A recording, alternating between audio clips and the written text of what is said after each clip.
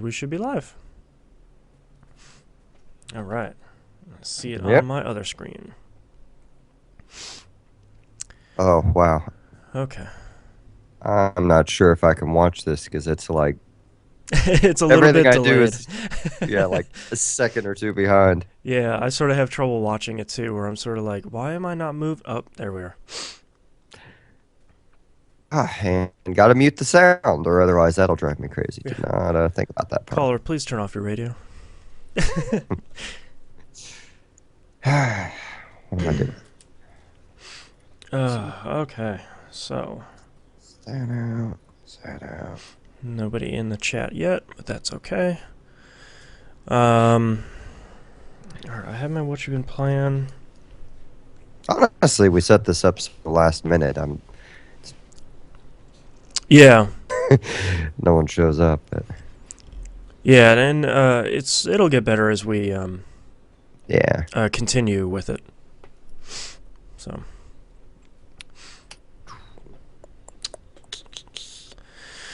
Okay, how many people are watching? 3 viewers. Hello, 3 viewers.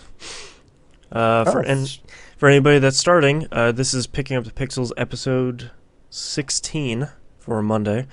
And if you haven't joined an E1M1 live stream before, this is explicit. So, if you're under the swearing age in the U.S., leave. Or if you have children in the room, things might get swearing crazy. age may vary depending on how abusive your parents were. Yeah. Man. Okay, are you ready to start recording the actual audio? Yeah, I think Oh, I got everything. I forgot to tell you. Because of last episode, I think last episode we had to use the Pamela recording. Is that right? Yeah, because I had a hard drive die on me. So I didn't realize that there was a setting in Pamela to increase the audio call quality. So I did that, and I increased it to like the same quality we actually record in.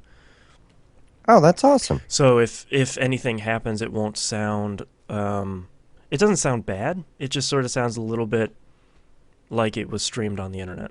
You know? Gotcha. Yeah. So hopefully that'll be better.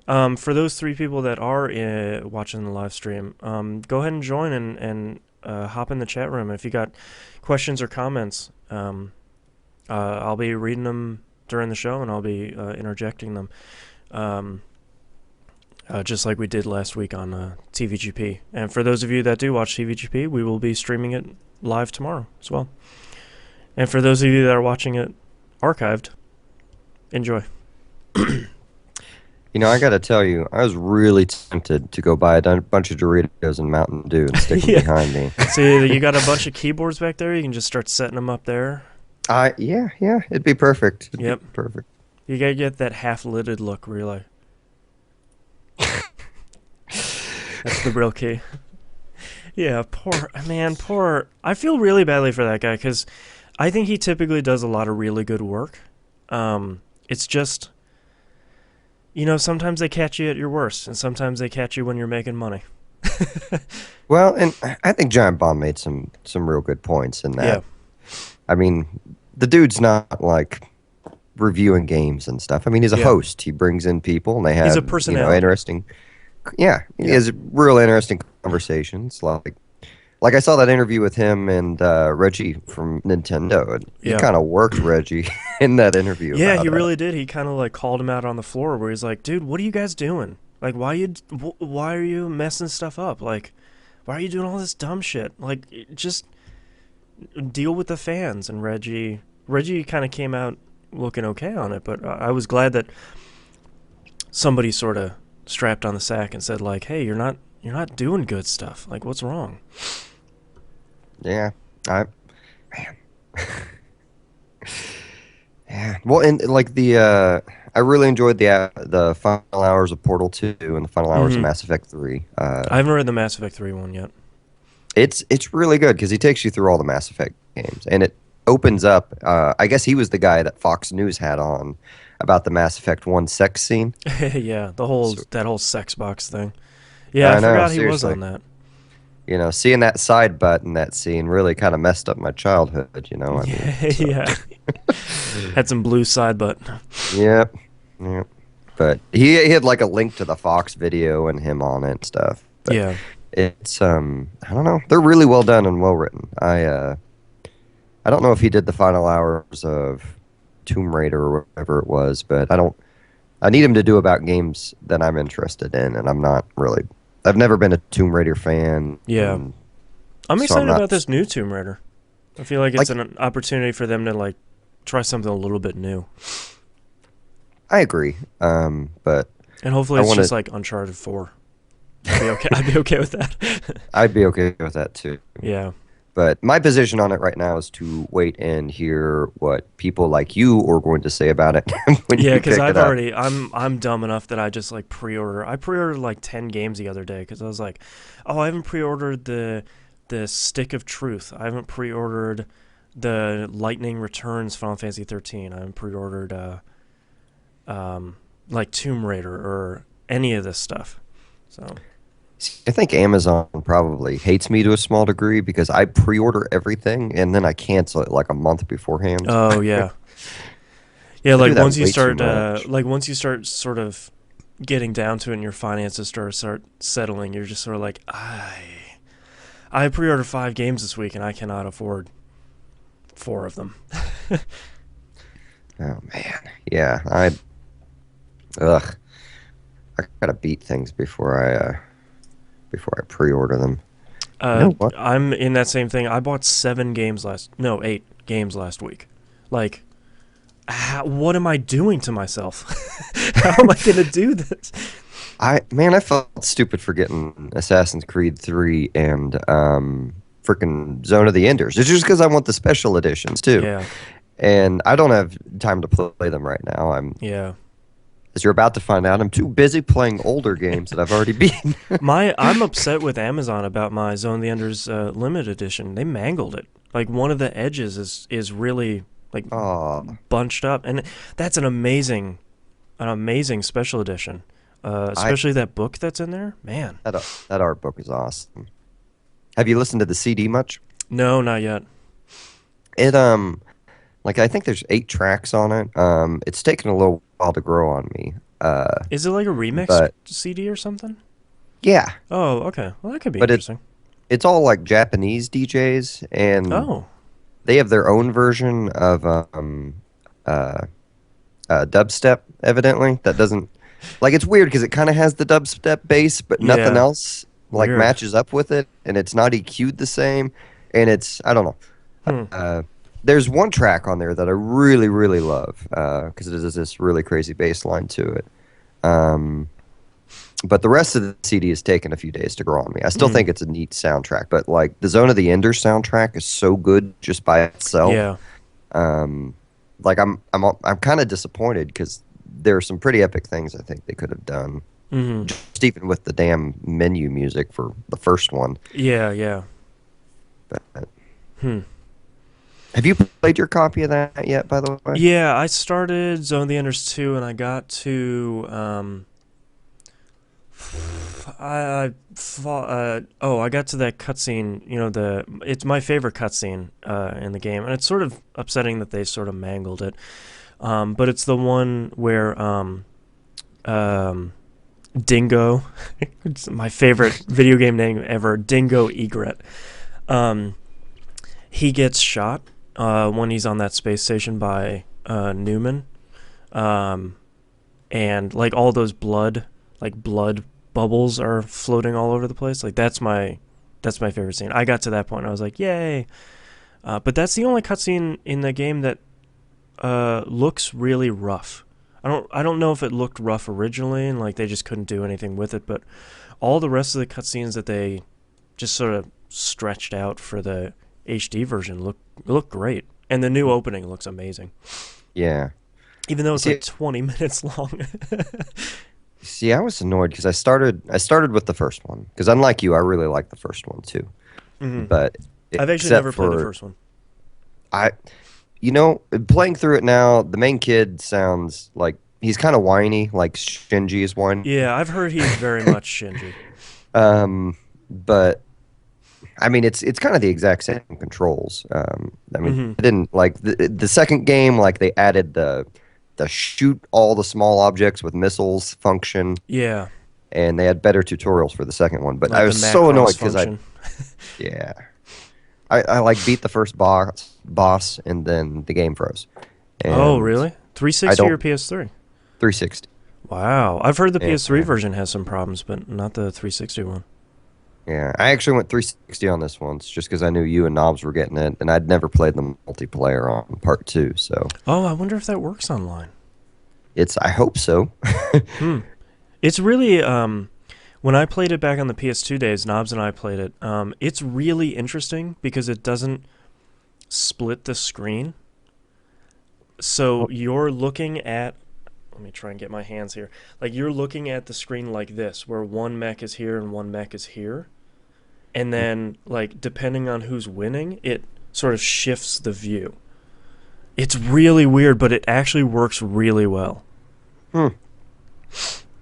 Weird, man. But why is my face, like, all the way off the screen? Is it? I can see you in the window. Like, scoot over this way. There we go. Okay. Oh, we need to start recording here. Oh, yeah. Also, I'm very excited that the Toe Jam and Earl collection is coming out this week. I've never played that game. Everyone loves it. Man, And the nice part about the PS3 version is they sell each one of them individually, so you can just buy the first one. Because the second one's fine, but the first one is really, really where it's at. And hey, the Hannah says Toe Jam and Earl is awesome. Hell yeah, he knows what's up. I even like three, and three's bad, like like objectively bad. It's just not a good game. yeah, no, I didn't. I've never played them. You really should play one, especially it's my favorite roguelike because it's not really a roguelike. So, and if you have two people to play it with, like you and Susie would have a blast. Cuz the game, it's like any roguelike, it kind of hates you, but not in a terrible way.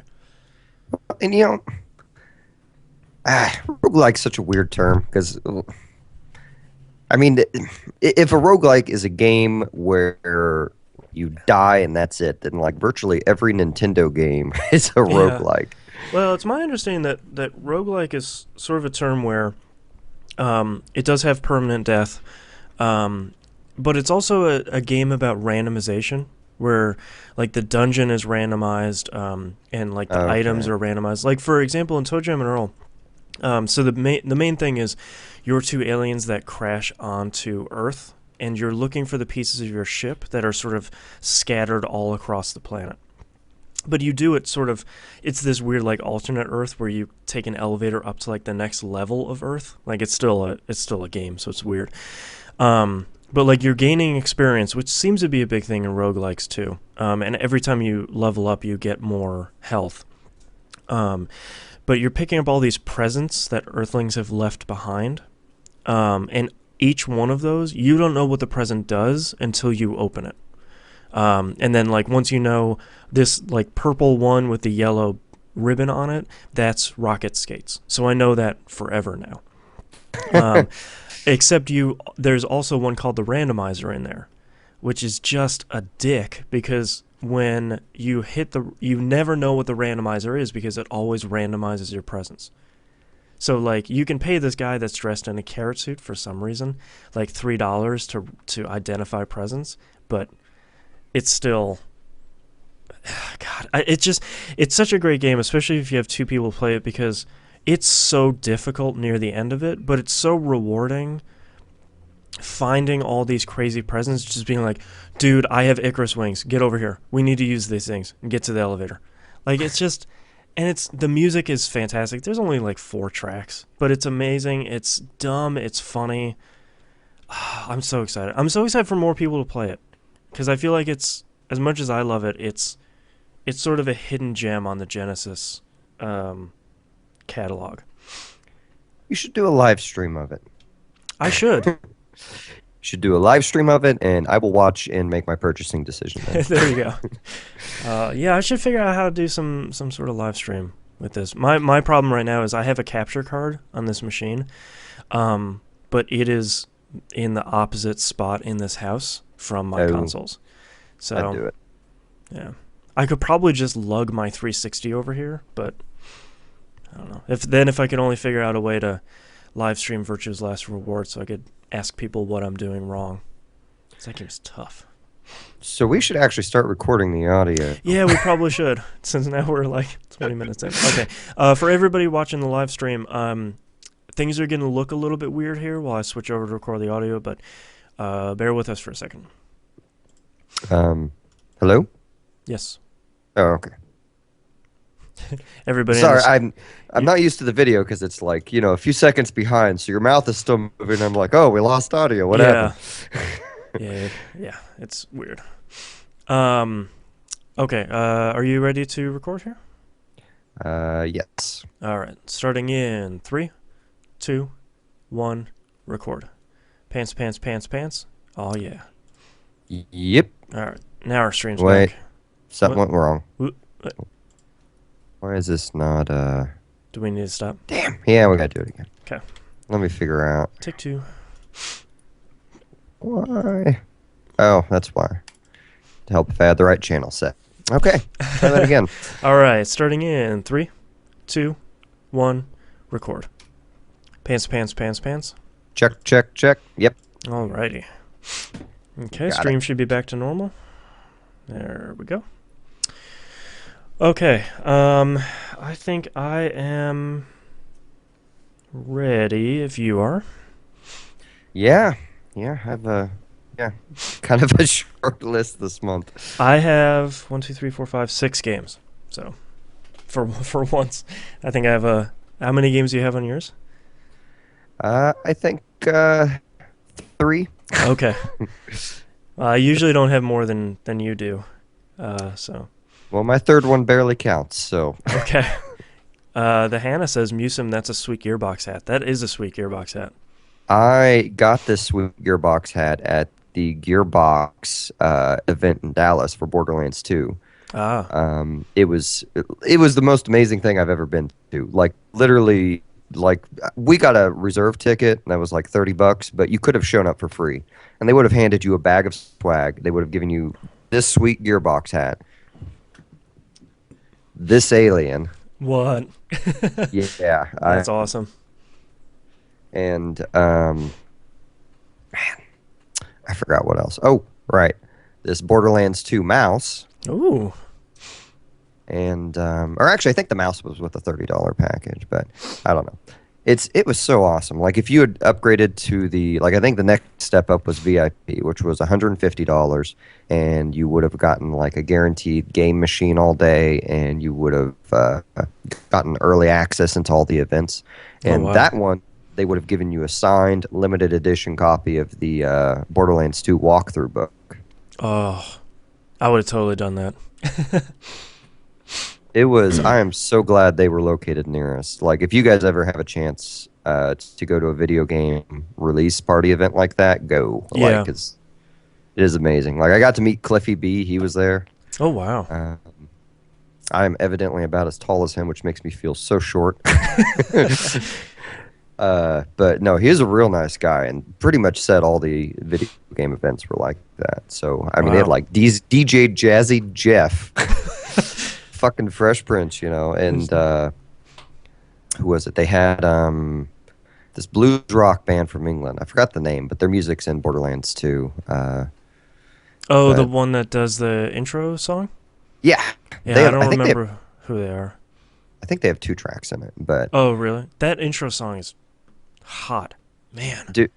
Dude, and honestly, like, my introduction to them was seeing them live. And I thought, like, nothing's better than seeing a band you've never heard live that you absolutely love afterwards. Yeah. And honestly, listening to the recordings are so disappointing because, like, I mean, it's still good music, but it's just nowhere near the live show, which is so rare nowadays because I'm used to seeing electronic bands who don't know how to pull off their act live. Yeah. Oh, man, speaking of that, Amon Tobin? Is that how you pronounce his name? I have no idea, but we Okay. can go with that. Did you see he uploaded an entire concert of his to YouTube? Oh no, I And didn't. it's his new tour where he's got all of those like pyramid-y sort of screens all around him. Holy crap! If I find the link again, I'll email it to you. Like it is something like, and I could only imagine how awesome it would be to actually be in the venue because it looks like all of the lights are off, and he just controls the whole thing with that pyramid of his. Oh man, Man, that sounds awesome. yeah, He's an inventive dude. yeah, Like he is, because all of his music is made with samplers. mm-hmm. Like, and he samples the hell out of everything. Like if you look at any of his of the photography they do of him, it's always him in like a kitchen or an alley or Yeah, something with the machine sampling something, and yeah. he's so good at building atmosphere.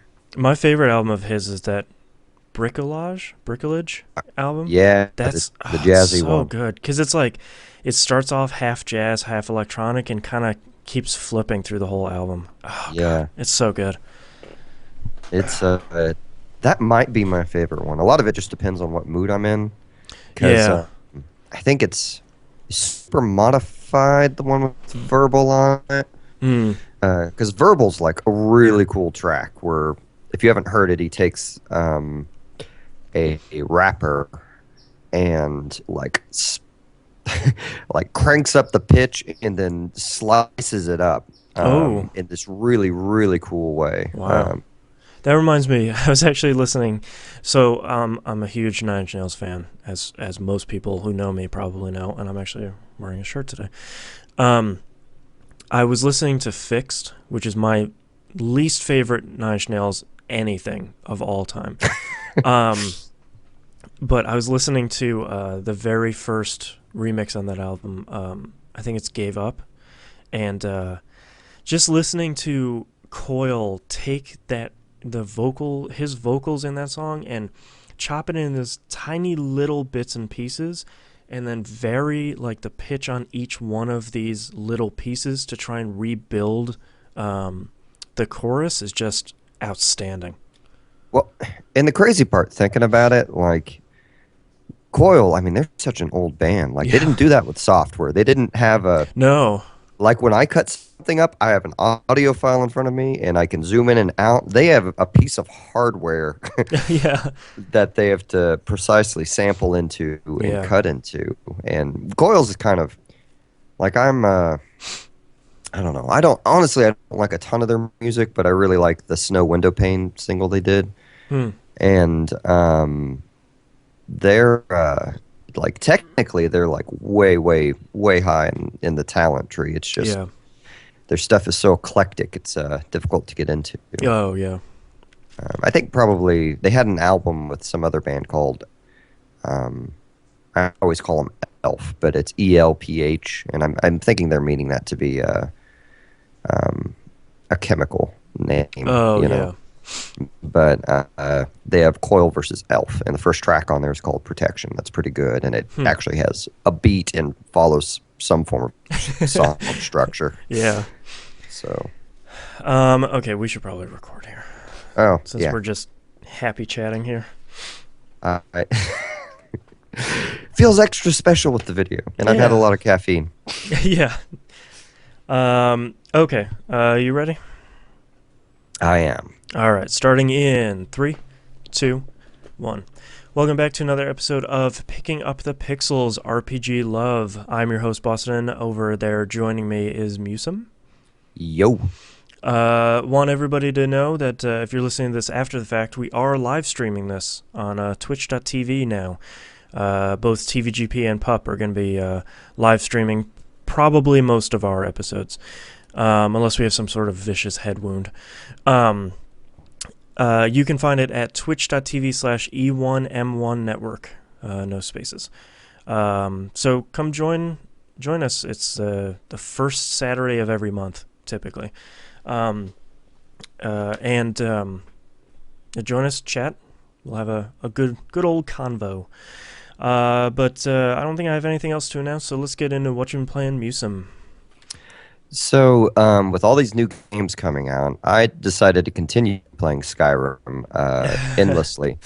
Um, originally I was using the same character, and I don't remember what new stuff I did. Because I beat the Thieves Guild thing, which was neat, and I wanted to start the Civil War or the Assassins thing, but it felt really wrong with my character. Mm. And then Arvis posted on the last PUP episode about something he invented called the Final Fantasy Tactics Skyrim Challenge. Yeah, which sounds awesome. Yeah, like the idea is, if you haven't guessed from the name, is you take a Final Fantasy Tactics class and then you restrict yourself to those weapons and skills and things like that and create a Skyrim character and see how long you can survive. Yeah. Um, I cannot survive for any amount of time in Skyrim, truth be told. Like, I die a lot. So I only made it to maybe level 6, but I started out making a new character. I decided I was going to be a bastard this whole time and do all the horrible things that my other character wouldn't do. Yeah. So I decided to go with a ninja. And the ninja in Final Fantasy Tactics is composed of a couple other levels of Squire, Geomancer, Archer, and Yeah, there's some ninja maybe? Thief. Or thief maybe? Yeah. Yeah, it's this combination of like 4 or 5 classes, like level 2 or 3 of each. Yeah, pretty much. So the Squire, I'm letting myself use axes because of the Squire. Mm-hmm. I am doing a lot of archery, which is really powerful skill set. I'd heard people say that, but I still Skyrim? had no idea.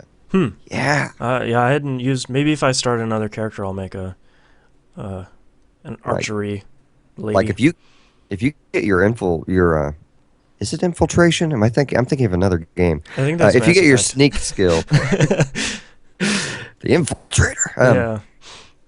Yeah, if you get your sneak skill high enough and have like archery, like you can one shot guys, and Wow. like there's a skill where it slows down time when you zoom in, and you get Ooh. a zoom in skill. I guess that's part of it too. Oh. But Well, I should have played that. That you have class. like an endless supply of arrows. Like everyone drops arrows, Yeah, that's true. and yeah, because I don't know, I'm very happy with it. But and then I'm also dual wielding, which is neat because your character makes a funny pose. Oh. And I made her an orc. I guess that's probably not very Final Fantasy Tactics, but Yeah. I don't know. I wanted a funny looking character. So You can just call him a bonga. Although they didn't introduce those until Tactics Advance, but yeah, that's true. Let me think. For the Geomancer's alteration skill sets, because I did destruction magic with my other character, and I'd seen on because I guess Arvis started this conversation on a GameFAQs message board, okay. and I'd seen them talk about using destruction magic for some of the ninja skills, but I didn't want to go down that tree again. But alteration's kind of neat just because it has all these different protection skills, and it has a once you get, I think, 30 or 40 in the skill or something like that, it has a skill that'll let you it just gives you a natural immunity to magic, which is That's pretty sweet. handy. It's only like I think 10, 20, and 30% or something like that. I'll be surprised if it goes to 100, but Yeah. anyway, so far in the storyline, like I immediately was like, I never solved the Civil War, so I'm just immediately going to join the Empire and do that. And that was really easy, and surprisingly, like I thought I would feel like a horrible person, like Thalamor would show up and tell me to go kill a bunch of babies, and Yeah. that never happened. It kind of turned out that everyone I was working for hated the Thalamor as well. We just, had to. Well, I say that they aren't even like the Thalamor are really just talked about in the storyline. They don't even show up. Yeah, which is sort of weird. They're just sort of this like nebulous sort of the bad guys. Yeah, when they're pricks if you run into them in the wilderness. That's true. Yeah. I've already resolved to kill him if I ever run into him, especially with this character. But Yeah. and then I did something I swore I would never do, and I adopted a child. Oh, is that part of Hearthfire? Yeah. Oh, okay. I was about to say, I was like, you can't do that. What is this, Fable? Come on. It's weird. It's I don't know why. I was just walking around Whiterun, and there was some girl there that was like begging for change, and for some reason it just pulled right on my heartstrings. I'm like, okay, I'm gonna go buy a house Oh, you and adorable little ruffian. change my alchemy laboratory into a room for you. And she went to the house, and her only function seems to be to ask me for stuff. Aha. Yeah, I was about to So ask, is there any um I want to ask this without seeming totally heartless. These comments are not reflective of my personal feelings. Is there any sort of gameplay benefit to getting, like adopting an orphan? as far as I can tell, no. I like when they first move in. Uh, she gave me a bunch of random crap that I really don't know what to do with. Here's 3 But copper pieces. Thanks, yeah, kid, I guess. she randomly, like, you can tell her to clean the house, but that really just makes her go room to room with a broom. Oh, okay. You can play tag and hide and go seek with her, Okay, that's kind of cute, which actually. it is. Except the first time I said, "Yeah, let's play hide and go seek," and we were in oh, what is the city that what's his name? Oh, the head Stormcloak guy used to control until. Oh, big city number 5. I don't remember. Yeah, that place. Alderaan. I don't know. So we're in there. So that's a creepy looking town.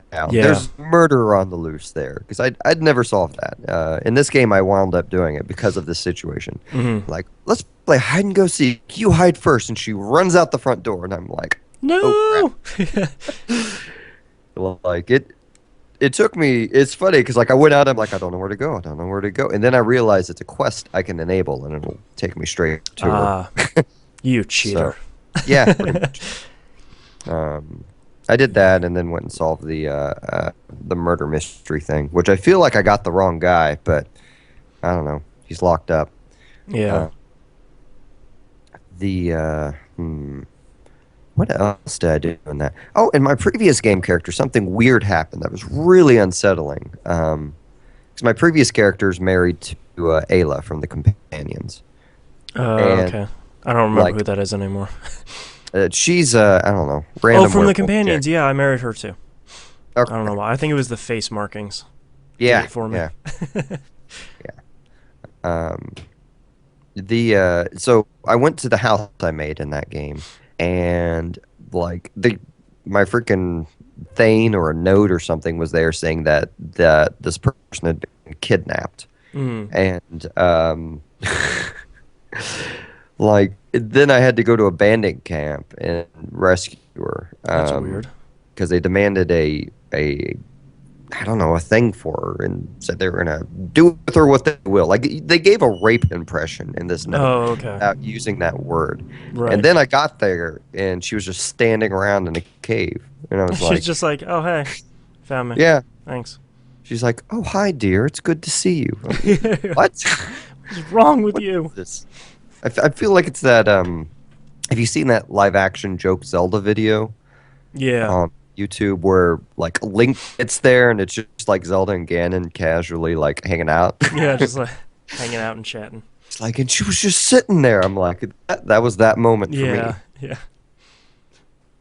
But yeah. So that game is still really addictive. Yeah. Almost everything I've done with my new character, I hadn't done with my previous character, which is insane. I've spent Yeah. 150 hours in this game. That's what I was just about to say. Like, that's craziness.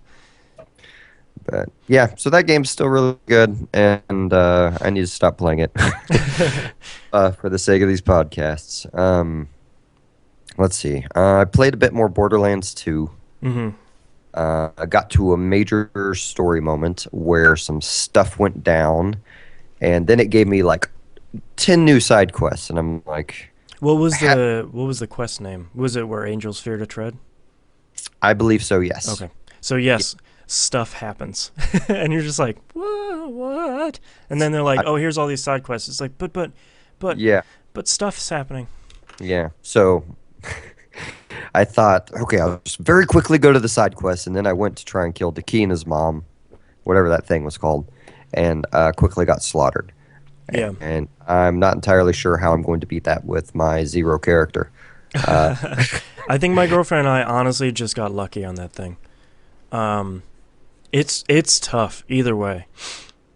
I'm gonna have to just do all the other side quests and hope I eventually hit a level where I can take her out. Because Zero, like I figured out the best way. I figured out a really fun way to use Zero, which is throw all your skills into the I forgot what tree. The tree that's on the far right. Hmm. But basically, the idea is you like take something like a shotgun and turn invisible, and your speed keeps increasing the more you kill people, Oh wow. and recharge rate goes up, and it just becomes a really fast-paced slaughter fest. Yeah. But at the same time, you're still a bit of a glass cannon that Yeah. um, you're depending on guys to die, and there aren't any like the guys who are by Dakina's mom quickly die because either Hmm. a giant skag kills them or you do. And if you get close to it, then it starts doing these area attacks that push you back. Yeah. But if I do my sniper style thing, then it doesn't matter because it's going to charge me, and that kind of sucks. Hmm. So that caused me to take a break, but I have been logging in to do all these damn shift codes. Yeah. I think I turned that game on more to do shift codes now than anything. That's what my girlfriend said that while we're recording, she's going to redeem the Halloween skin codes as well. So, like, half the time we're turning it on because there's some Twitter or Facebook code that we're redeeming. I also want to say that Hannah says in chat, I used to play bass for a fast-paced slaughter cannon. 2 thumbs up, sir. Oh man. Yeah. So Borderlands 2 is really good. I really want to start a new class, but I really want to beat the game first. See, Everyone else is beating it but me. that's the hard part because, like, they're all 5, sorry, characters are really fun and they are really different.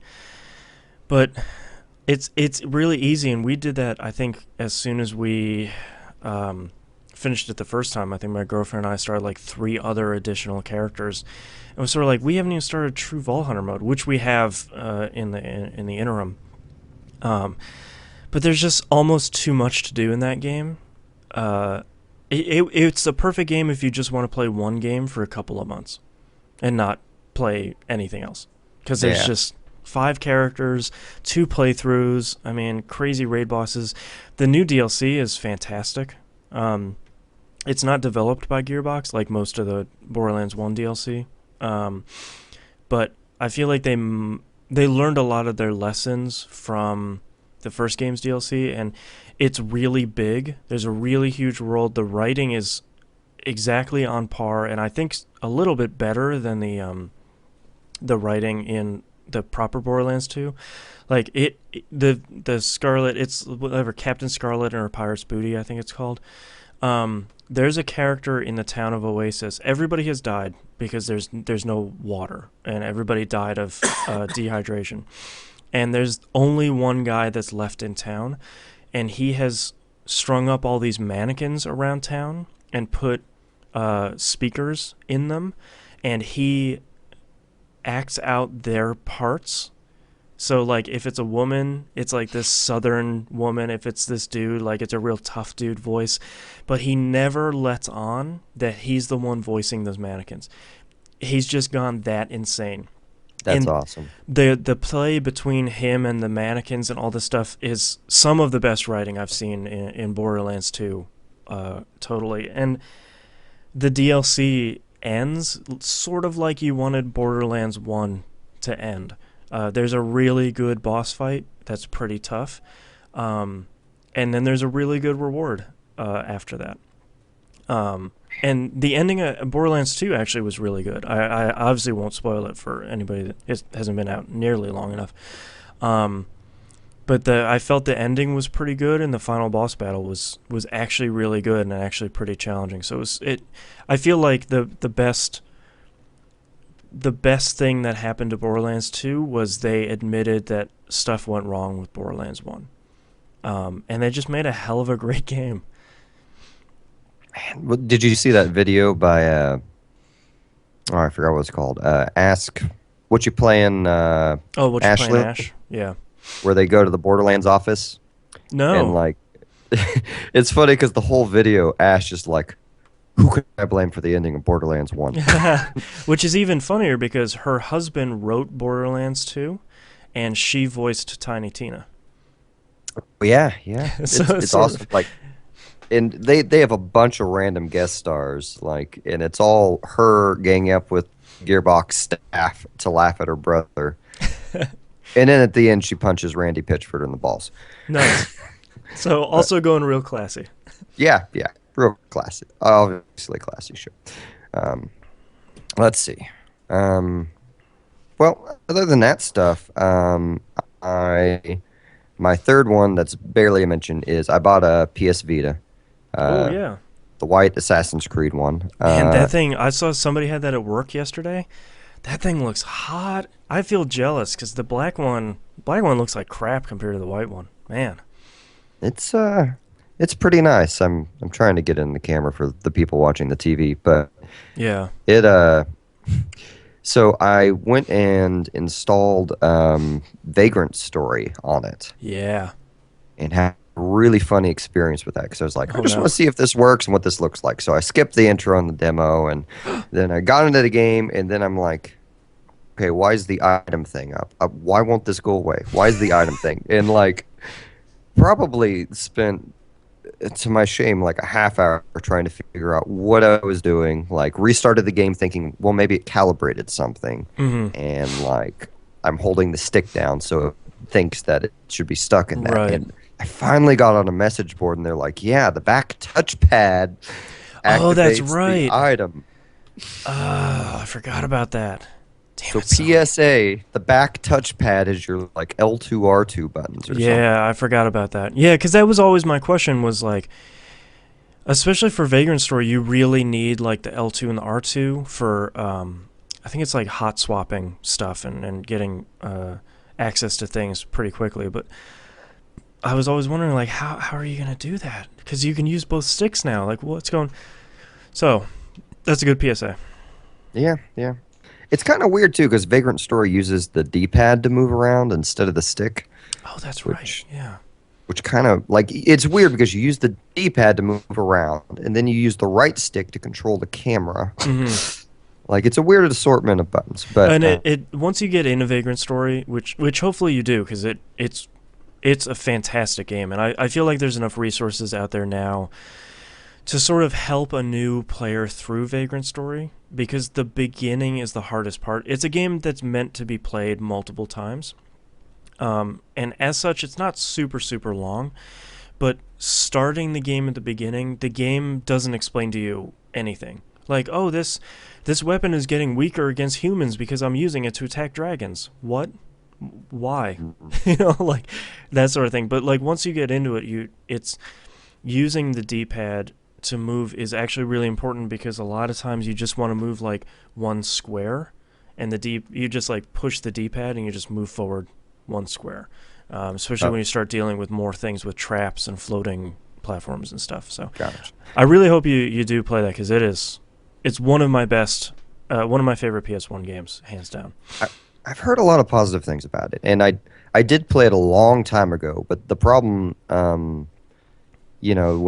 problem with is that was it Mundo, something like that. Leomond.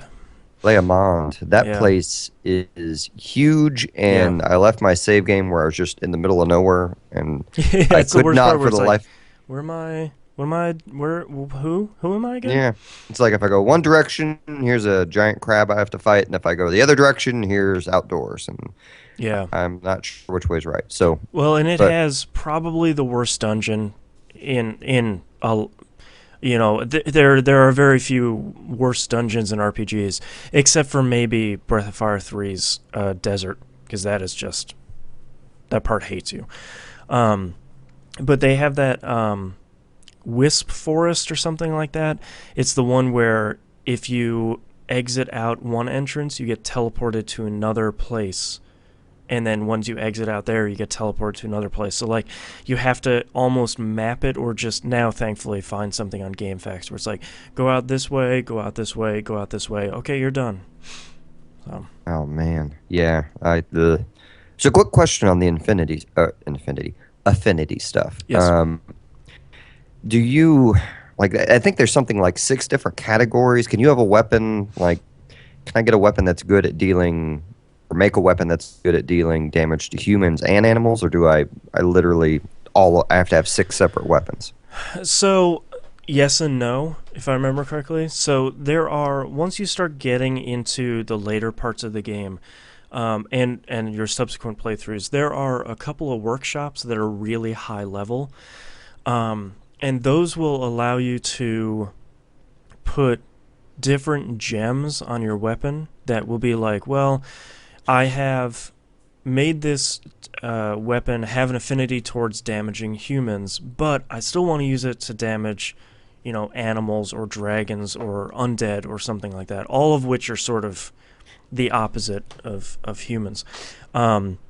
You can attach different gems to those weapons, so you can say, well, either don't decay, like if I attack humans, don't decay my undead affinity, or sort of keep feeding affinity to it, or put like a permanent plus 15 affinity on it.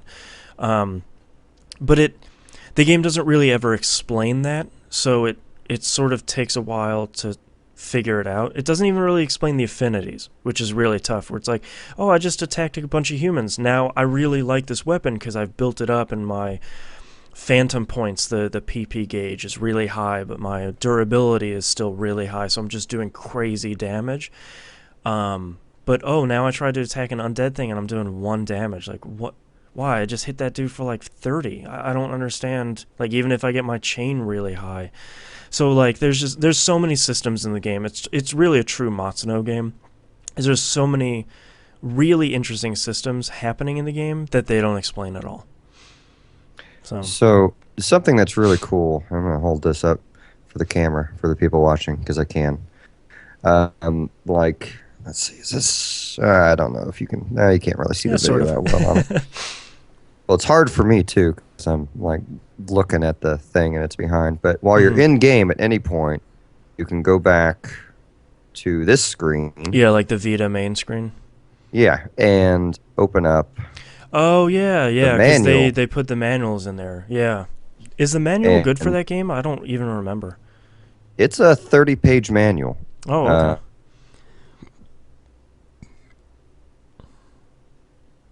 Oops, he froze.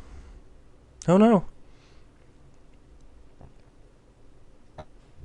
Oh, you're back. Are we still connected? Okay. Yep, you're back.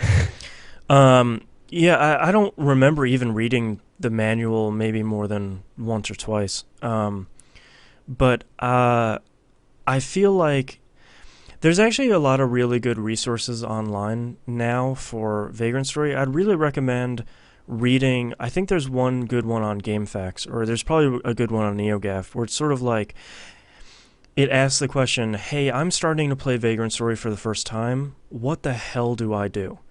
And they explain, like, here's what PP is, here's what phantom points are, here's why you don't want to build up a crazy chain all at once, or here's why you do if you're in a really bad spot.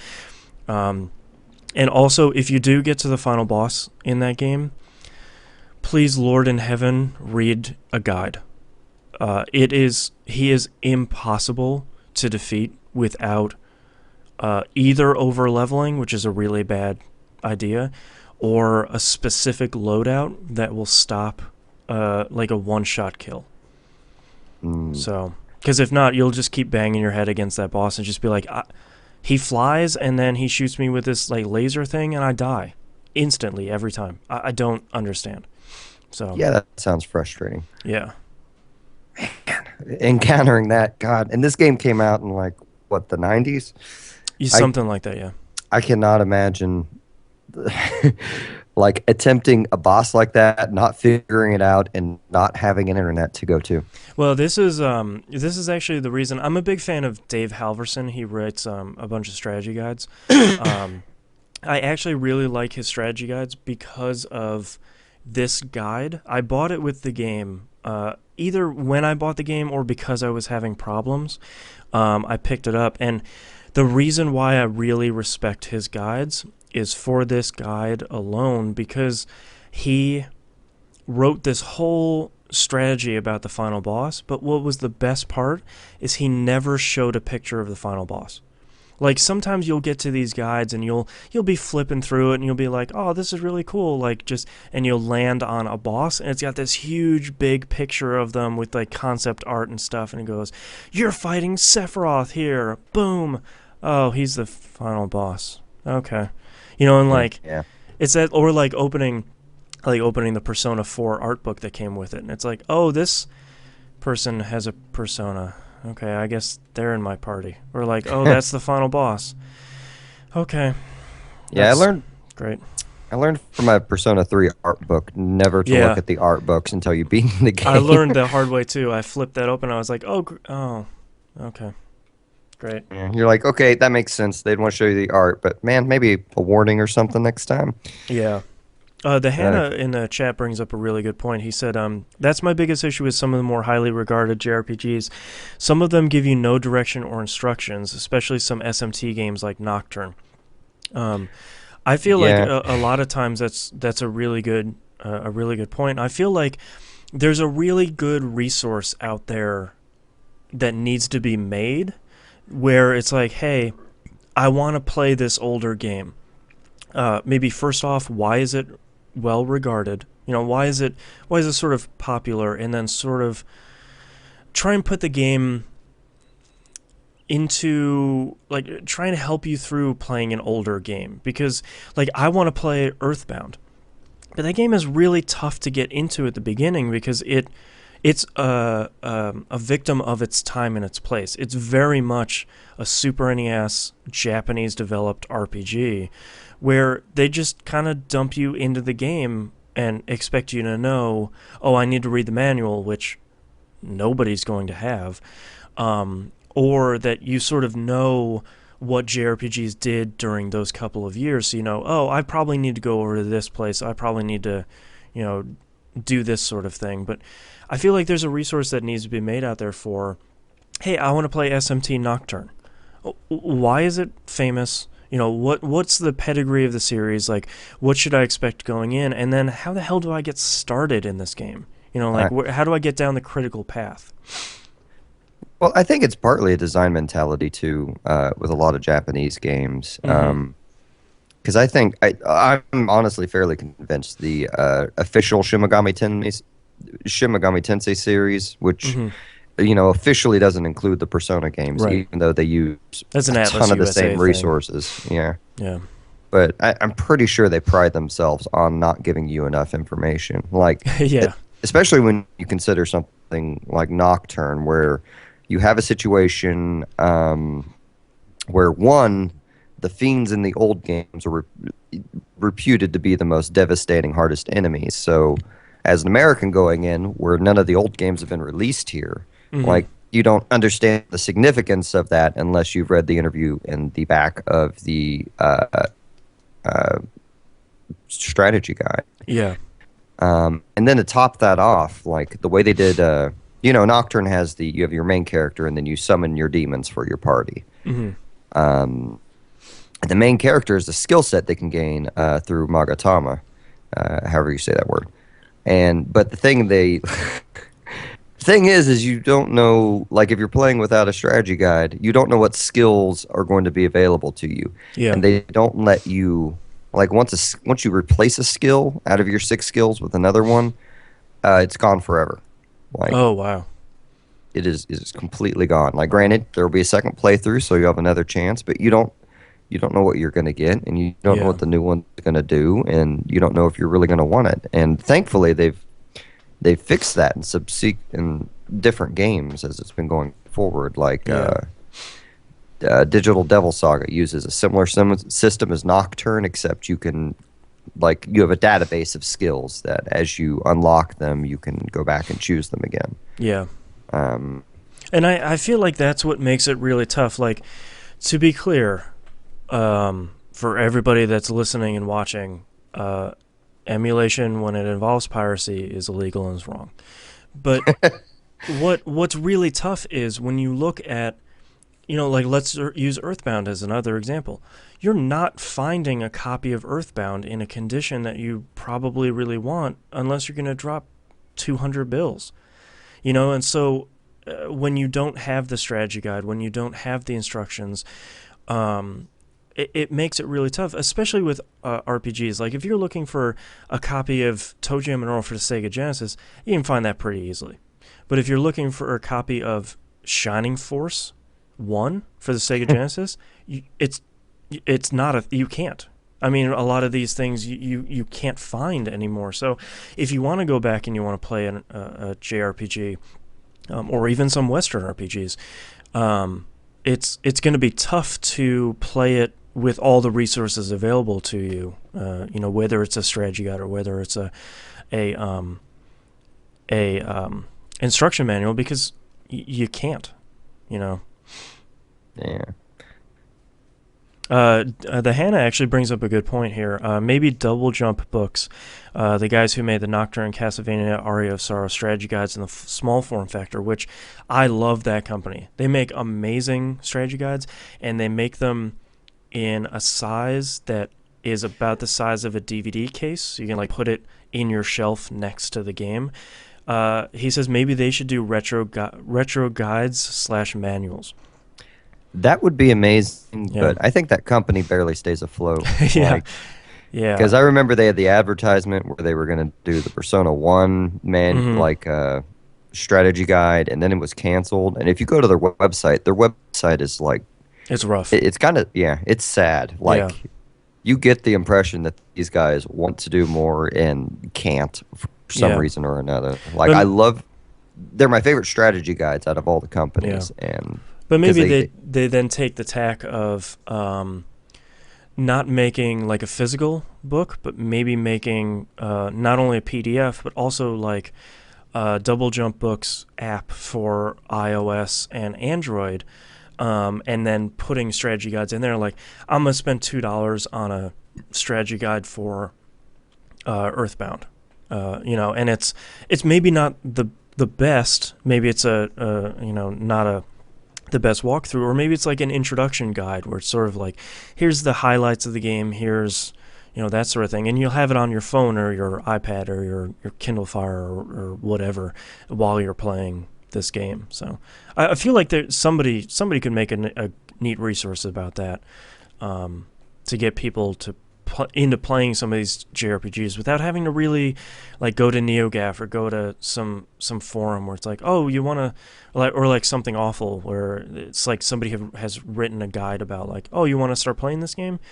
Here's how you do that, or here's what you should do, or here's the another good example is oh my god, of course I'm gonna forget the title, the famous Western RPG with the blue guy on the front. Oh my god, somebody's gonna write in with really nasty. is it a fantasy or sci-fi? It's fantasy. It's Wait, what year? it's a Black Isle game. Okay.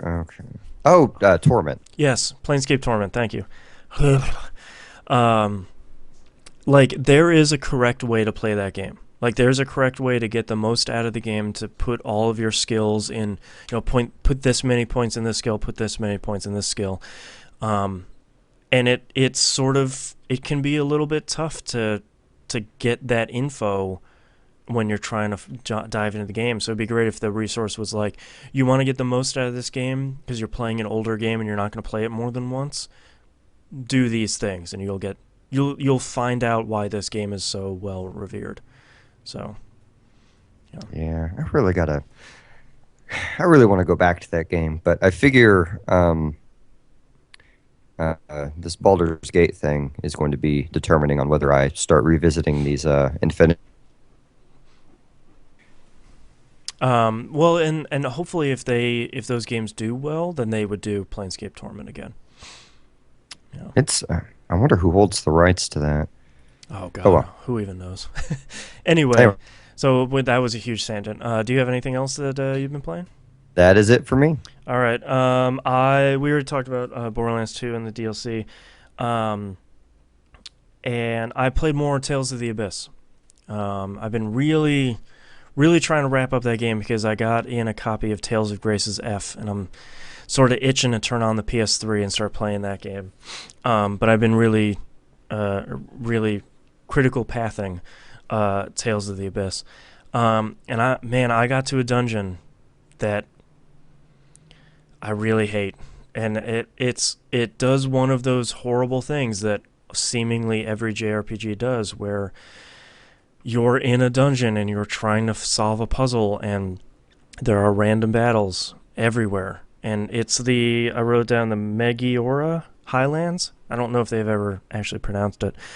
But man, it's this like mini overworld thing, and there's 5 individual areas that you can go to that each have a puzzle in it. And apparently doing more of the puzzles weakens the boss, or like opens the passage ring thing. And I keep getting lost because I keep getting into a battle and getting all turned around, and I don't know which area I went to, and the mini map isn't really great. I want to finish this game, but man, you get to that point in some JRPGs where you're like, well, I'll get to another one, and you never do. So Yeah. I feel really badly because I really enjoyed this game, but I really wish I could just skip it. I just want to get past this dungeon. So I'm kind of sad because my games have been on pause for about a month now. yeah, yeah. I have my I 3DS need to get back to it. here. You can see it plugged in all the time, and the blue light is on pretty much all the time because it is. I think it literally has. Yep. For those that are watching the live stream, I got some Tales of the Abyss hanging out right there. So, it's just really tough, especially playing an older JRPG when you have so many RPGs that are coming out now. It's really tough to say, well, I'll just keep playing this JRPG now, but I'm playing a lot of other RPGs. So it's sort of like, well, do I want to be struggling with this game, or should I just start playing Tales of Grace's F? You know, that sort of thing. Since Tales of Xillia is coming out. So like at some point I'm going to be sitting on 3 Tales games, which by the way is crazy because that's never been a problem ever before, but it's a good problem to have. Yeah. So I just have to sit down, and I have to take the time, and I just have to get through it. But I think I need like an hour instead of like taking 15 minutes here and there to kind of play through it. I think I just need to take an hour, get that map in my brain, and just get through it. Because the rest of the game is really good, and the story is actually really interesting, and it's going really, really interesting places. And I see why people love this game. And if I had played it when it came out, I think it would have been even more revelatory. But as of right now, it's just a really enjoyable JRPG, and it's a blast. I played more Torchlight 2. I really wish I had more time to play this game because it is the perfect pick up and play 15-20 minute game, because you can get a lot of stuff done in 15 or 20 minutes in that game. And the leveling is really fast. The loot is really great. Everything is just really well done, and it's only $20. I mean, can't really go wrong. Purchased and started. I bought a ton of games this month, and I purchased and started XCOM: Enemy Unknown, and holy crap, this game is fantastic. I now see why everybody is really heaping praise on it. It's just a fantastic, almost like Japanese style strategy RPG. It is. All the encounters are really tough. Everything is really smartly designed. Your base, I love building bases, and building the base in this game is fantastic.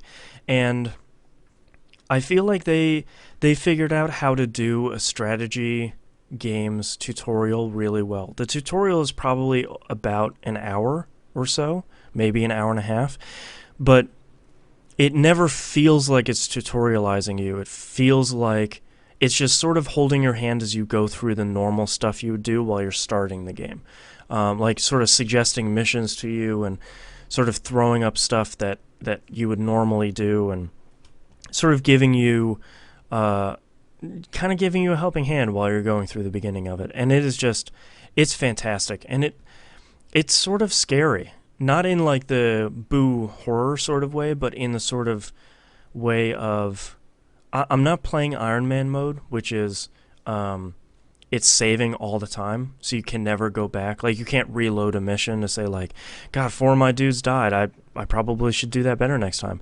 I'm not playing Iron Man mode, but I'm kind of unofficially playing it, where I had a mission the other day where I lost 4 dudes, and now I have to start over with 4 more rookies on my next mission, and that's tough because I made a really dumb mistake, and I separated 2 people and had them rush too fast up the field, and they got eaten. They got pretty much eaten alive by a bunch of aliens that are really smart. I mean, they're not fodder. I mean, it's not like starting out Final Fantasy Tactics where you're fighting a bunch of knaves and rogues and sort of just mowing them down. I mean, the AI is fantastic in this game. So I'll be curious. Like I hear, it seems like everyone I've heard who started playing this game like will get X amount of hours into it. Like, and X can be anywhere from 5 to 20, and they'll be like, "Yeah, no, I need to start over," and then I've just heard that immediately too. start over. It seems like, and I can sort of understand it at the beginning, where I think you really have to learn from your mistakes in this game, and you just have to make the mistakes at the beginning. And I think at some point, and I sort of almost feel myself getting to that point because I'm at about the 5-hour mark, where I'm sort of like, okay, I should have been doing that.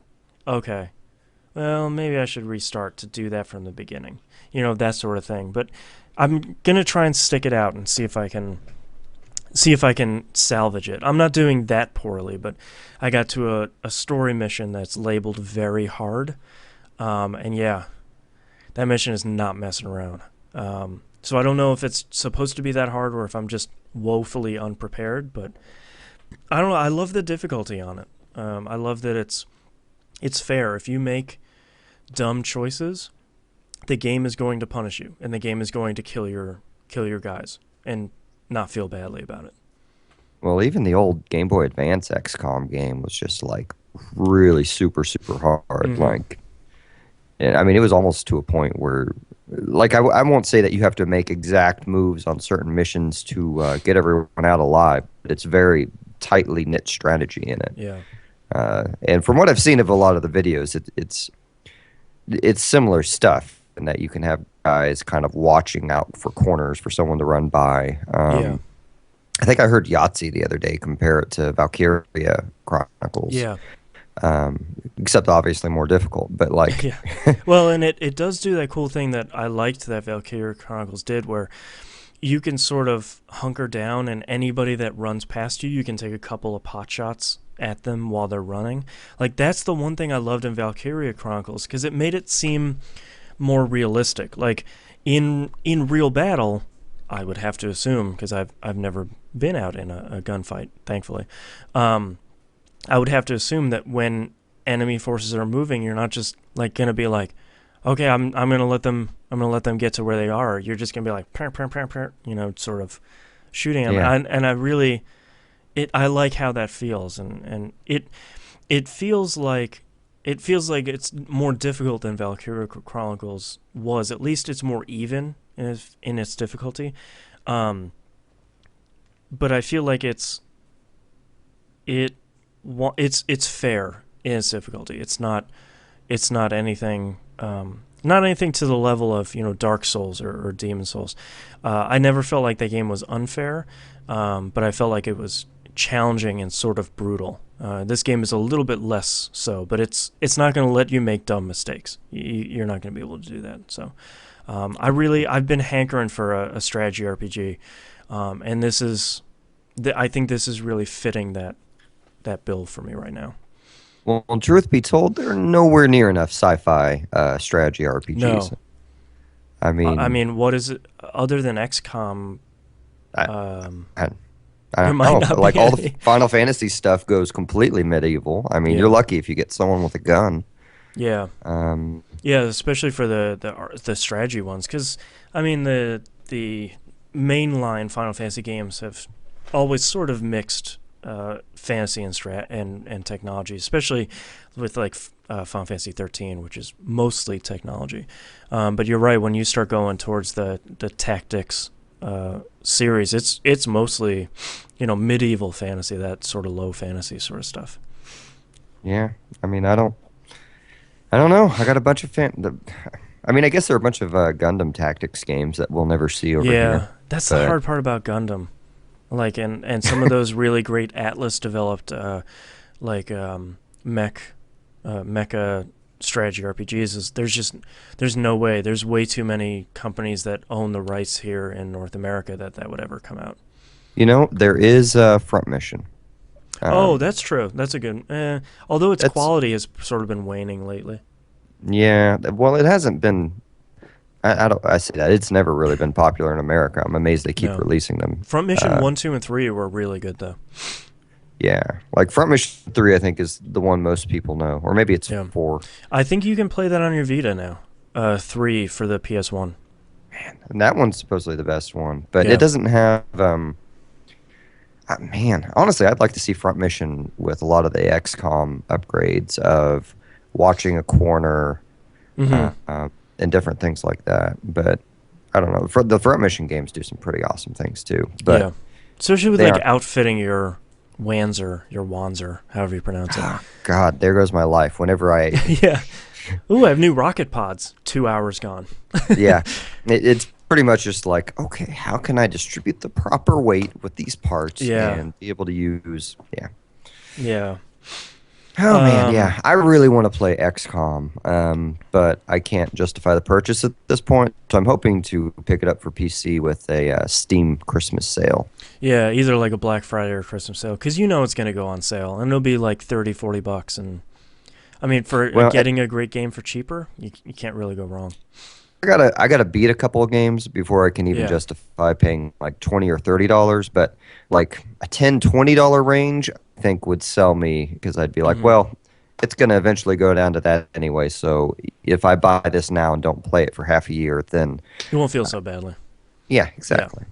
Yeah. So my last two games aren't necessarily RPGs, but I feel like on RPG Love we every once in a while take the opportunity to talk about games that aren't really um, mainstream games, or maybe aren't really don't get coverage in a lot of places. So they're both visual novels. And I absolutely love visual novels, but it's really hard to find ones that aren't adult. Um, so I've been playing Zero Escape: Virtue's Last Reward for the Vita. For anybody that's interested in this game, may not want to buy the 3DS version. Sort of has a critical bug in it, at least right now. So this is the sequel to 999, 9 Hours, 9 Persons, 9 Doors, which, as anybody who has listened to me talk about anything in the last year or so, know that I was absolutely in love with that stupid, amazing, awesome game. And miracle of miracles, there's actually a sequel, and it actually came out in the US, and it actually has English and Japanese voice acting on the same UMD. So I do not know how this happened, but I absolutely bought a copy of it for Vita. If you're interested in it, it's hard to find a physical copy, but it is downloadable through the PlayStation Store on the Vita. I think it's 30 or $40. This game is awesome. I mean, it is everything I would have wanted out of a sequel to 999. The Nonary game is back. It's even better this time. It's even more complex. Zero, the villain from the first one, is back. There are no spoilers in that. That happens in like the first couple of minutes. There's this amazing character, this talking rabbit character that teases you and explains the game, the actual game inside of Virtue's Last Reward the whole time. And the puzzles are harder. the map is more interesting, and it's nice to see that visual novels can still come out. And to have a Japanese developed one that is kind of crazy. The interesting thing about 999 was always that it had sort of a fantastic story in the way that quality-wise it was good, and also ridiculousness. It was sort of fantastic in that it's a little bit out there. But what I like about those games is the writers of the games have done their research on sort of emerging technologies and using those to talk about the human condition. So they're kind of crazy stories, but they're based in some sort of truth or some sort of like scientific study or scientific fact that maybe not a lot of people know about. So I've always found that sort of interesting, and I can't sing the praises of this game enough. And now this time, instead of there being 8 endings, there's 24. So now I got to go through it. And the best part about the Vita version is there's trophies too. So I'm always a sucker for achievements and trophies. So if anybody hasn't played either of these games and they're super interested, Darth Seabass brings up a good point. Zero Escape, there is a demo on Vita. It's I don't think it's that big, but it gives you a pretty good intro into the Zero Escape series, which it wasn't called, 999 wasn't called Zero Escape, 9 Persons, 9 Hours, 9 Doors, until they repressed it lately. So he also says it's $35 to download, which is a fantastic price. If you're interested in this series, and you have the time, absolutely try and hunt down a copy of 999 and play that first. It's not required, but there's a lot of stuff that happens at the beginning of Virtue's Last Reward that if you play 999, you're sort of like, oh, okay, that's pretty cool. Like, there's a lot of cool and fun callbacks to the first game. So I absolutely cannot recommend them enough. Sorry, go ahead. Oh, I was just going to say, because speaking of it on the Vita, like, it reminded me of another neat Vita feature where they've basically stolen Raptor and put it in on the Vita. So Nier? you can literally, like on the Vita version of Zero Escape, you could literally pull up and see what trophies everyone else has gotten and when they played it. Like, it's kind of creepy stalkerish, but it's still kind of neat too. Yeah. And the great thing about the Vita, too, is if you're stuck, just open the web browser and start looking at a walkthrough. No shame in that. Man, I'll tell you. Like, at first I was angry at my Vita because it wanted to update itself a couple times on several different pieces of software. Mm-hmm. But it's such a slick piece of machine. Like, they put a lot of good ideas into it.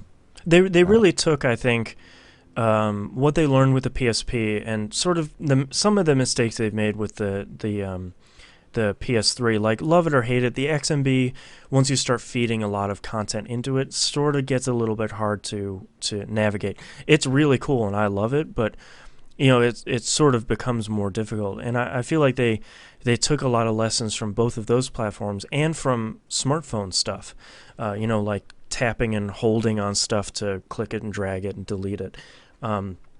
It's just fantastic. And integrating it with PlayStation Plus now is great because free games on Vita, you can't go wrong.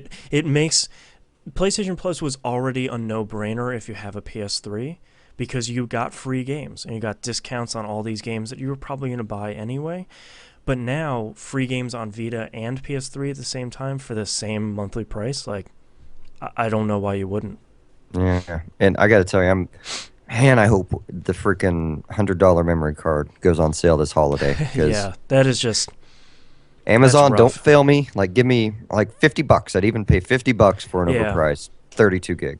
Yeah, I think I have the 16 gig, and 16 gigs. Their high one, isn't it? I think there's a 32. I think I spent like $50 or so on the 16 gig when I bought the Vita. And it's like, well, the Vita's like $250, then this is $50. Then I bought like 2 games with it, and it's just sort of like, this is rough, man. Yeah, But I got a 4 gig card with mine right now, and mhm, I really like the more I see all the discounts and I hear about PS Plus coming to Vita this month, mhm. the more I really want that 32 gig one. Well, and stuff like Virtue's Last Reward, like if the game is hard to find, or if it's a game that goes on sale suddenly, you don't want to have to worry about like, oh, I can't download this game to this memory stick. But Well, and seriously, I have Xenogears installed on my Vita right now. That is an expensive game if you're going after a hard copy. yeah, And like handheld device for any of these older JRPGs where you're going to have to grind a lot hmm, is absolutely perfect. I yeah, mean, especially for a game like Xenogears. I mean, and it handles like everything. Like I have Vagrant Story just sitting in there right now, and yeah, I can go and do a billion other things with the device and not have to worry about it and go yeah. back to it. Oh, Pretty Vita. sure I also have Assassin's Creed running on it too right now. I could be wrong, Yeah, but I gotta start playing that. Anyway, the other visual novel. So I've seen there's a bunch of visual novels on iOS. So I've downloaded a whole bunch of them, and the first one I played was an EA published game called Cause of Death. Um, it's actually this really. I finally finished episode one. So episode one, for anybody that is curious about it, has an iOS device, is totally free. It is ad supported, but it's only has a little banner at the top of the window, so it's not really that bad. Um, it is a visual, like a crime-based visual novel where you're hunting down this killer called the Mask Maker. He kills women and sort of puts a plaster mask over their faces. Um, and it's a local cop and an FBI woman that came in, and they're both trying to solve the case. And I gotta say, it is fantastic and absolutely riveting, especially for free. And they've released, I think it's 10 other cases along with the game. I think they're only about $3 a piece, and I think it took me 5 or 6 hours to play through that very first case because I was trying to do them really well.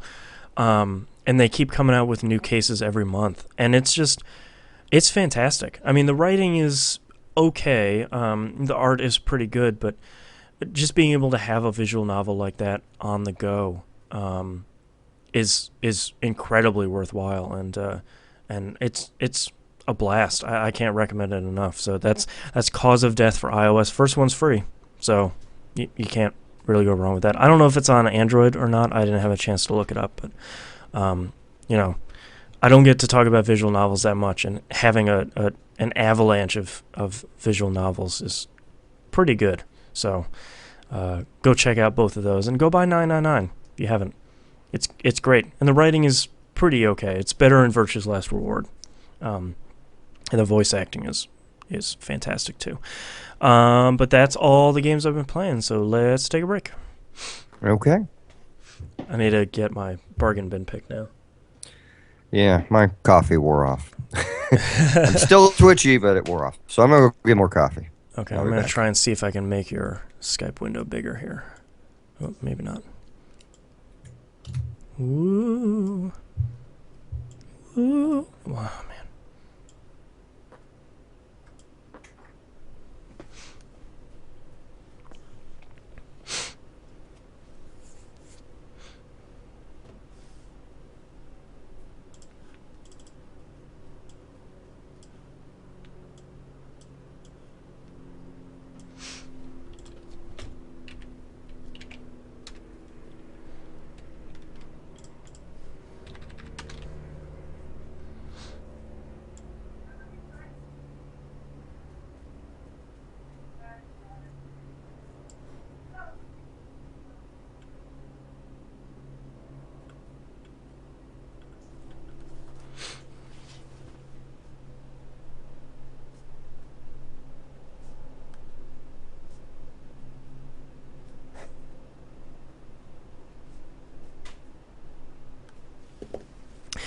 Thanks to everybody that is joining us in the chat today.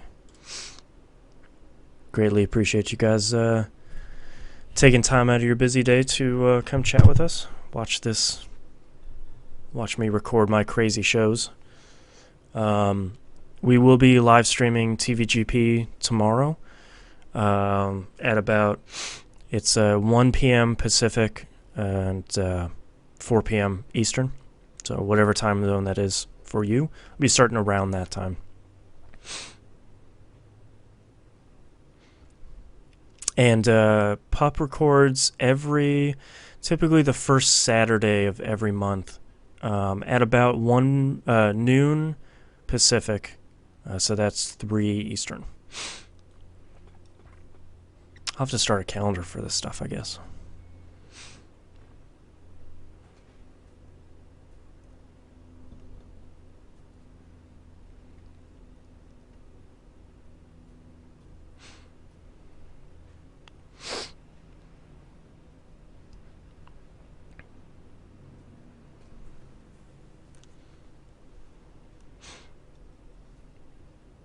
Does the stream look okay for everybody this time? There's a lot of delay on my end, but hopefully that doesn't mean that it looks bad for you guys.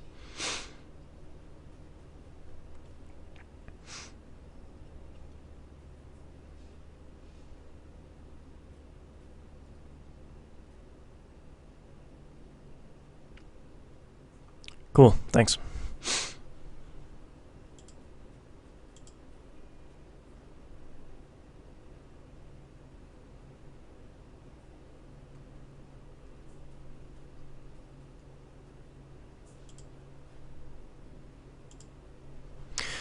I'm gonna have to find some way to live stream a playthrough of Toe Jam and Earl. I have to try and figure out how to do that. I don't even have any idea.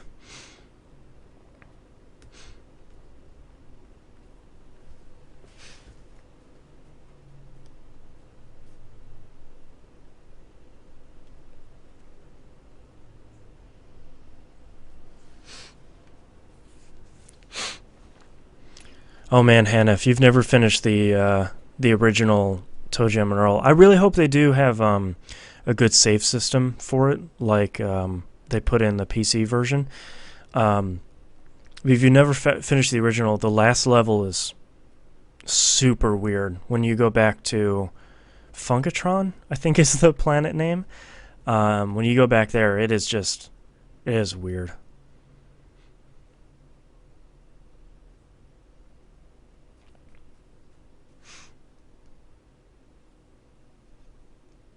Yeah, hopefully the online multiplayer works really well, because I'd like to play that online with more people, just experiencing it. And hopefully the couch co-op still works really well, because I don't think my girlfriend's ever played it, so that'd be fun, playing a game that hates us.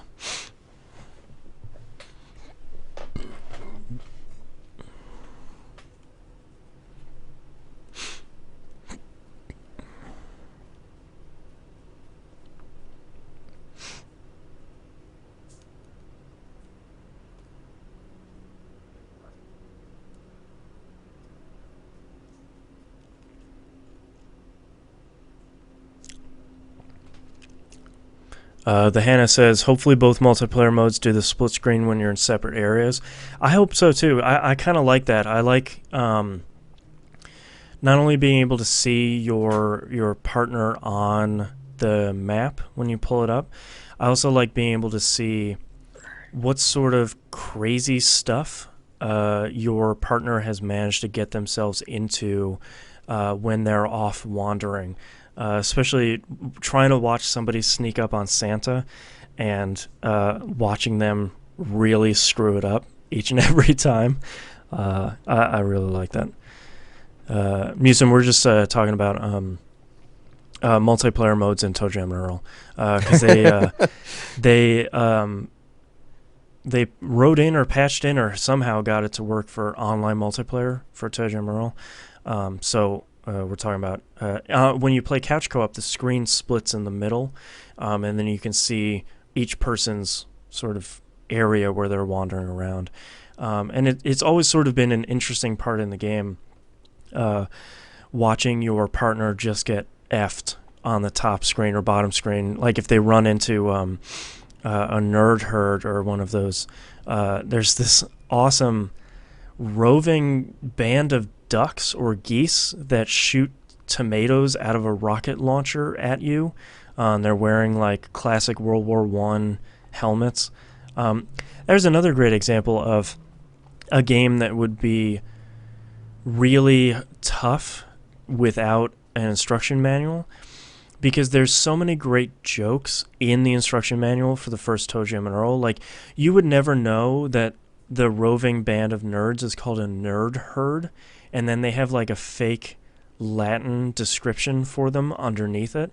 Like, it's stuff like that that gets missed when you emulate this stuff, or hopefully not when you release it on XBLA and PSN, because that would be a shame.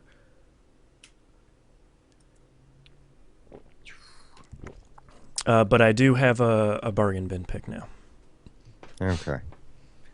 Let me pull up And show I have notes. added one item to our releases list since it will happen before we record the next one of these, I believe.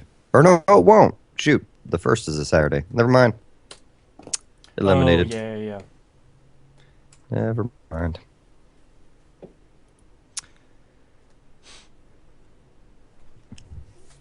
Okay. You ready to... I made your Skype window a little bit bigger. There. Oh, okay. So it's... Streaming software's a little bit weird with Skype. So I keep trying to, like, make it taller, and stream software is like, nah, I'm good. It's like, okay. I wish it was like a... Because I can see I'm transmitting in widescreen, and I don't really know how to change it to... I don't know if there's like a square setting for video. Oh, I don't even know. We'll figure it out for next time. Okay. Are you Alright, ready to start the next segment? Yeah, let's do it. I actually don't think we have any email. Let me hold on. I need to check emails real quick. I don't think we have any.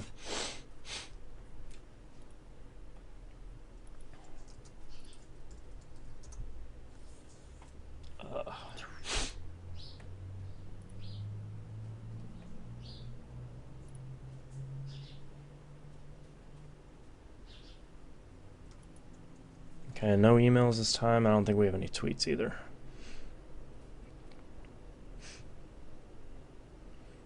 Which is fine because we have all of the awesome people in the chat. Damn Skippy. Yeah, guys, I don't think I have any aspect ratio options on this from looking in here. Yeah, I might be able to change on the Skype end, but I'm not really gonna mess with it right now because I feel like I'm glanced around my camera settings and I'm not seeing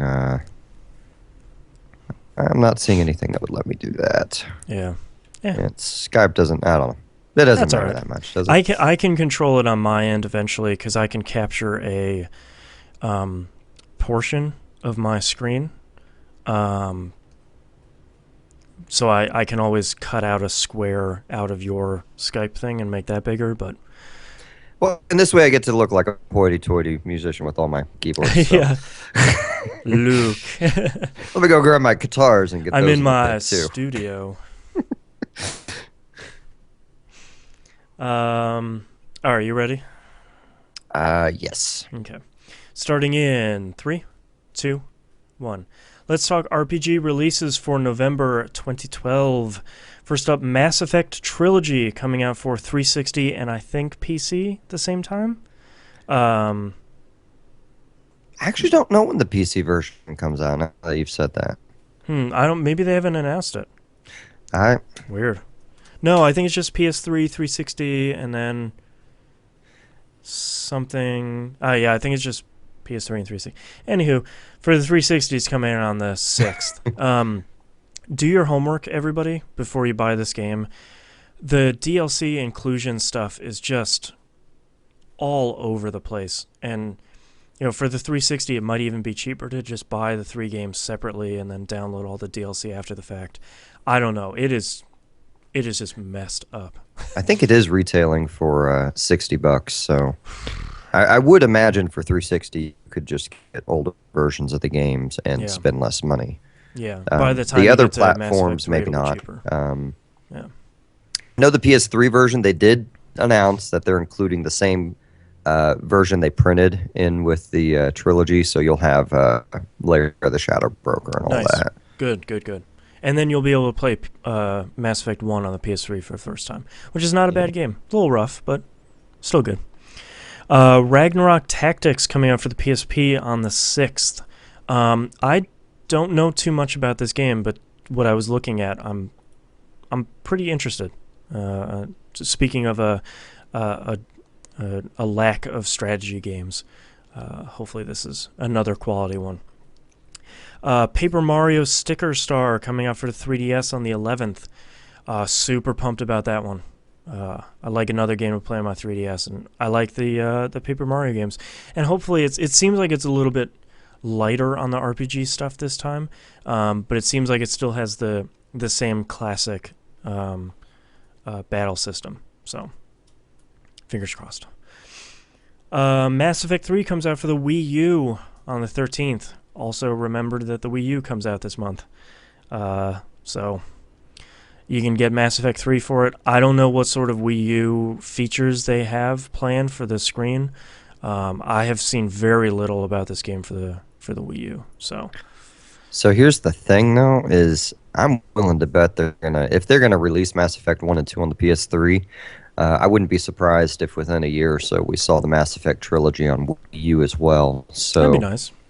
You may want to not buy it immediately when it comes out. If you're somehow the 1% of people who don't own one of the other consoles and have been waiting for the Wii U to play this series. Well, and I feel like Nintendo's online plan is sort of up in the air right now. So to me, a big part of the fun of Mass Effect 3 was playing the online stuff. It's actually surprisingly really good. And they supported it with a lot of free DLC after the fact. They brought DLC out for that almost once a month for the multiplayer. That's all free because they're banking on you being weak-willed, not buying and buying tons of their packs. This guy, real money. So I mean, I think there's still a question of is BioWare going to be able to bring out any of that DLC, or is the multiplayer mode even going to work? So, keep your ear to the ground if you're interested in that version of it. Rift Storm Legion is coming out for the PC on the 13th. Looks like it's an expansion pack, and it is available on Steam. So, most importantly, coming out this month, at least to me, there's two other important releases here, but Persona 4 Golden coming out for the Vita on the 20th. Yay!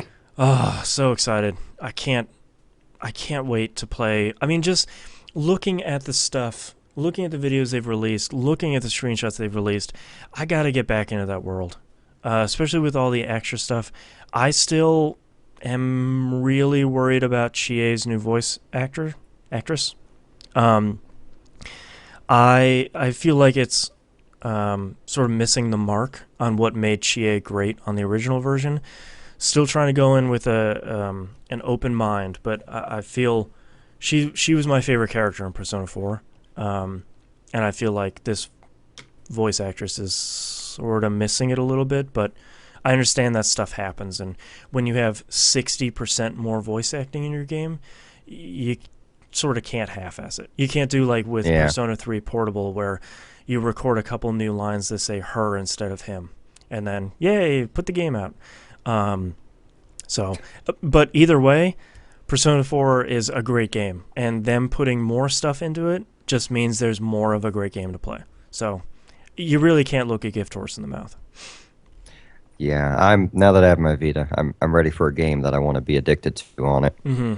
Because Carousel, spoiler alert, Assassin's Creed Liberation, maybe not all that great. Hey, I heard it's okay, but not super great. It's confining, and it's not doing what I want it to, and it's confusing in its presentation. It's very beautiful. It's a decent example of what the Vita can do, but definitely not worth $40. Well, for the full details, please listen to the Carousel Podcast at thecarouselpodcast.com. Yes. And the last release for this upcoming month, Baldur's Gate Enhanced Edition, coming out for PC, Mac, iOS, and Android on the 28th. Woo! So Um, they did say they can't necessarily control the iOS release date, yeah, but that is their intention for it to it'll release that day. come around So the 28th ish. either way, I'm super, super excited. I'm actually at ends because I think the game will be amazing on freaking a touch screen app. I think that Yeah. game, the Infinity Engine games, will be perfect for that. But I'm also afraid to only buy it for that. Well, and I feel like a game like that would be really great.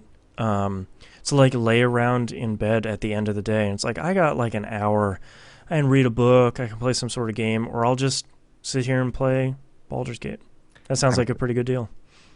yeah, the Infinity Engine games just seem like they'd be perfect for it since you'll have Hmm. your character portraits already on the side of the screen. Yeah, You'll just need a pause button on the front screen, and that'll be it. And it's like, a built-in touch uh, interface from yeah, back in the '90s. yeah, I'm um, excited. so that's all our releases. Let's move on to news stories here. Bravely Default Flying Fairy gets a PC sequel announced, which, man, Square, I understand why you didn't bring out Saga 2 and 3, Final Fantasy Legend 2 and 3 here in the US. I feel it.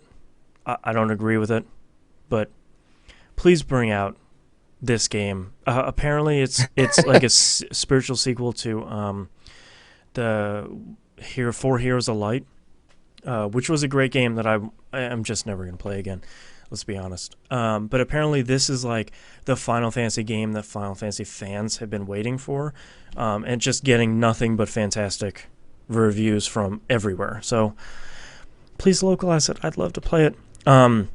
But if you didn't think Bravely Default Flying Fairy was a weird slash bad enough title, the PC sequel is called Bravely Default Praying Brage, Brage. I don't even know anymore. Wow. You're just throwing a dart at a board and you came out with Brage. I don't know. I feel like they used like a really old version of Google Translator. Yeah, yeah, and just came out with that word Brage. Mm-hmm. Yep, Yeah. translated Japanese to German and came out with Brage. Takes place 200 years after the first game, and apparently there's going to be some sort of connectivity between the 3DS and PC versions. I do not know how they're going to do that, but that sounds kind of interesting. So, best of luck to them. Please bring it out over here in the U.S. Disgaea D2 announced. This is not a Disgaea horror game, to some people's dismay. But it's a direct sequel to the first Disgaea game with the same main characters. So Laharl, Etna, Floan, all of those people are coming back for a PS3 quote-unquote HD Disgaea game. And they just released some screenshots the other day of it, and man, does it look... It looks good. They sort of put it in seemingly the Disgaea 4 engine. And the Hannah says, woohoo, more Laharl. And I agree with that. Those characters I feel are the best Disgaea characters, are the best Nippon Ichi characters they've ever made. Especially Etna. It's just too many great characters in that first game. So now they're going to come out with a direct sequel to that game, which is only good things. And they said also Disgaea 5 is still under development too, but they wanted to start this other series that runs alongside the game so they could make direct sequels to Disgaea 2, Disgaea 3, and Disgaea 4. So if fans are really clamoring for them to go back to those characters, it's weird. So it seems like they sort of want to fork off games from mainline games where it's like, oh, you guys want to see more of the main characters from 2? We're just going to start sequelizing that game. So, I mean, it works for Square Enix, so you might as well. So, I question whether anything works for Square Enix anymore. yeah, But that's point taken. yeah, that's sort of it works for sales for Square Enix. So that's probably what Nippon Ichi wants to do, because their games never sell terribly well, but you know, They got to make money at some point. Last news story here is more Dragon Age 3 details surfaced this month. A game that I am personally very excited about as a fan of the Dragon Age series. Yes, that includes 2. Cinematic designer John Perry said that he's had a longer pre-production on Dragon Age 3 than any other BioWare project he's worked on, and that one level in Dragon Age 3 is as big as all of Dragon Age 2's levels. We are already on the right path. Now, as long as that one level isn't the same level every time you go into a dungeon, now we're really talking. Because that was... Man, as much as I love Dragon Age 2 and as much as I can defend a lot of it, repeating dungeons is one thing I cannot defend. It's not 16-bit era anymore, guys. You can't be doing that. Creative director Mike Laidlaw noted that players will be a human in the game and that customization is going to be bigger than Dragon Age Origins. That also sounds good too, because that was one part that I feel a lot of people were rightly upset about Dragon Age 2, and I wasn't really.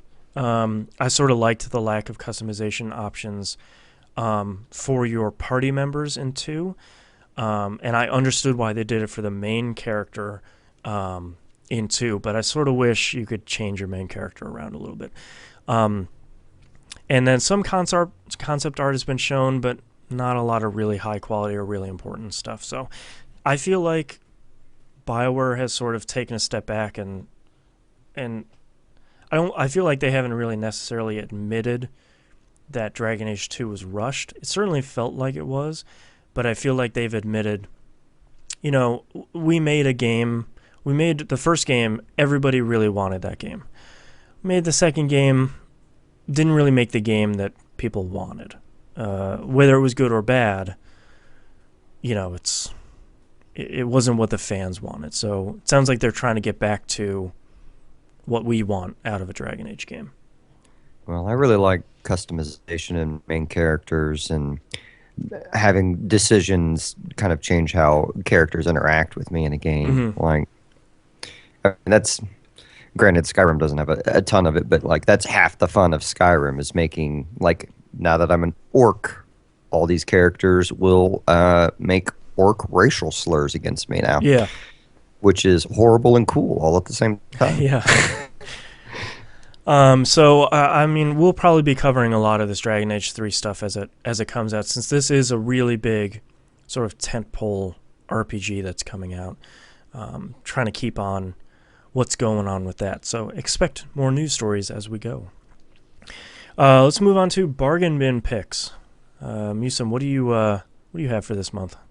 So I know we've done this one before. We might have done this one multiple times, but it's your last chance before Persona 4 comes out. Persona 3, I'm looking at Amazon right now. You can get FES for PS2 for $19.99, or you can get Persona 3 Portable for $18.67 for Sony PSP. So, and P3P is available on the PSP digital store and the PS Vita digital store, and it does work on Vita. So it's a great game. I understand why I think Persona 3 Portable is the ultimate version of that game. I can understand, and I respect people saying, well, I really like Persona 3 Fest because you can still walk around the town, and that's totally fine too. So it depends on what you want out of that game. Depends on which version you could get. Yeah, but just pick it up. Prepare yourself for some Persona 4 goodness, and Persona 4 is so good. My bargain bin pick this month is $9.99. Actually, I just looked it up on Amazon, and the brand new pressing of $9.99 is only $25. Holy crap! That is a game you can play for a good long time and has kind of a crazy and amazing story, and it's a really good puzzle game.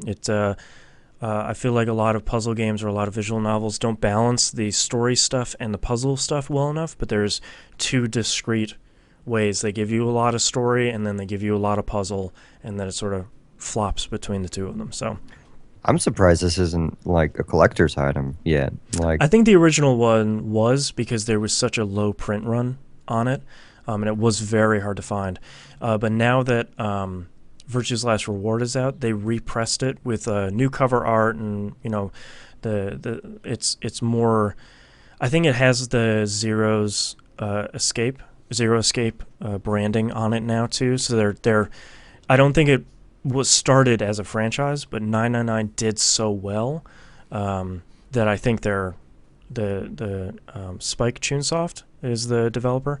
I think they're starting to say, hey, people actually really liked this game. Maybe we should kind of keep making more of them, or keep making more visual novels, because that's what they had done in the past. But they were strict visual novels, not puzzle visual novels. So this is usually where we talk about tweets and emails, but we don't have any. So if you'd like to tweet us, do @PickingUpPixels. If you'd like to email us, do fans@pickingupthepixels.com. Want to thank everybody for joining us in the chat today. If you want to watch these things either after the fact or live, twitch.tv/E1M1 Network, no spaces. If you want to visit us, pickingupthepixels.com for this episode, all the other ones, and all sorts of bloggy goodness. You can visit Musum's show at thecarouselpodcast.com for all of your geek talk. If you like the music in this episode, go purchase some of his music at listentomusum.com or musum.bandcamp.com. All the links are on each one of these episodes. Also, real quick, I uploaded a new free track on SoundCloud you can download. There you go.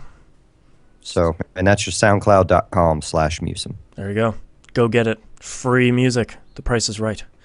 You can listen to my other shows at tvgp.tv for that video game podcast. That's the show where we talk about all of the games. And Dynamic Soundtrack is still up there. If you like video game music, dynamicsoundtrack.com. All the old episodes are still up there. And Musum does, I think, 1 or 2 episodes too. So if you want to hear his musical choices for some of his favorite video game music, dynamicsoundtrack.com. Thank you very much for joining me again, Musum. Pleasure as always. And our adventure continues next month. Alrighty. I think, wow, we recorded a lot more than I thought we would.